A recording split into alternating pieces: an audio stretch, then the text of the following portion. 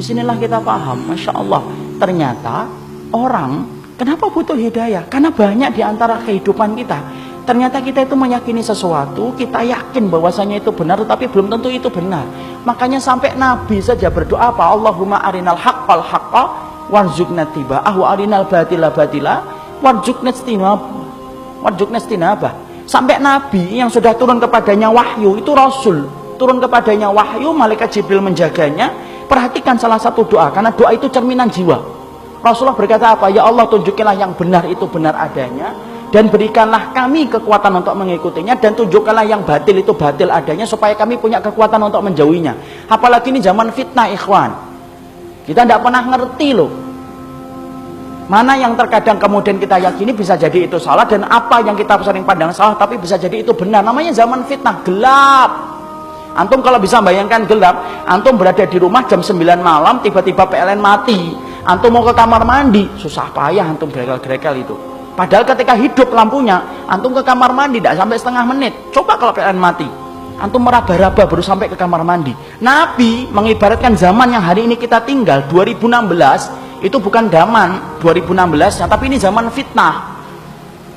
Makanya kita minta terus kepada hidayah, kita khawatir jangan-jangan apa yang kita yakini belum tentu itu benar, sampai betul-betul Allah menunjukkan kepada kita jalan yang hak. Makanya kemudian itulah yang menjadikan kita berikhtiar untuk mencari ilmu, adalah ikhtiar yang tidak pernah selesai. Orang mukmin itu orang yang tidak pernah kenyang terhadap kebaikan yang dia dapatkan sampai dia berada di surga. Sampai Nabi berkata dalam hadis riwayat Tirmidzi, innal mu'min la yashba' min khairin yasma'uhu hatta yakuna muntahahu al jannah.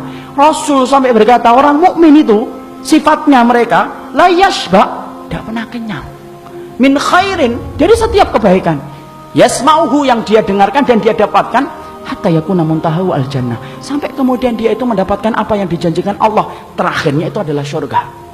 Proses ikhtiar untuk mencari yang benar itu tidak boleh berhenti. Jangan ta'assub, jangan taklid buta, ikhwan. Itu musibah dalam kehidupan ilmu. Umar minta, saya wanti-wanti sama diri antum sendiri, jangan pernah taklid, jangan pernah kemudian kita ta'assub. Tidak akan sampai ilmu yang benar kalau kita ini taklid dan ta'assub. Tidaklah orang Yahudi menolak dakwahnya Rasul karena taklid dan ta'assubnya mereka kepada kaum mereka dan kabilah mereka. Terus cari. Kita sudah yakin, alhamdulillah, pegang terus, sembari kemudian kita minta hidayah kepada Allah. Kalaupun masih ada yang salah, semoga Allah menunjukkan kita kepada jalan yang benar. Masya Allah, tipe orang yang tadi meminta kuburan, lalu dia berkeyakinan bahwasanya apa yang dia minta itu benar, ketika dia mengambil dalil yang salah, itu tidak satu dua, itu banyak, ikhwan. Orang yang kemudian terjelat kepada riba, apakah semuanya kemudian dia itu meyakini itu haram? Enggak. Kadang-kadang dia mendapatkan syubhat dari fulan dan fulan yang mengatakan itu bukan riba, diambil dan dia yakin itu bukan riba.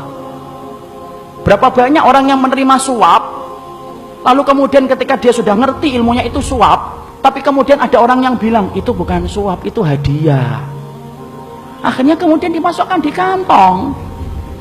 Karena apa? Masya Allah, meyakini jalan kebenaran itu susah. Makanya betul apa yang dikatakan oleh Imam Ibnu Qayyim, yang semoga Allah merahmati ilmunya beliau dan mengampuni dosa-dosa beliau. Imam Ibnu Qayyim menerangkan, sesungguhnya semua orang itu butuh hidayah karena sifat mereka yang keempat, kadang-kadang mereka itu meyakini sesuatu padahal itu salah.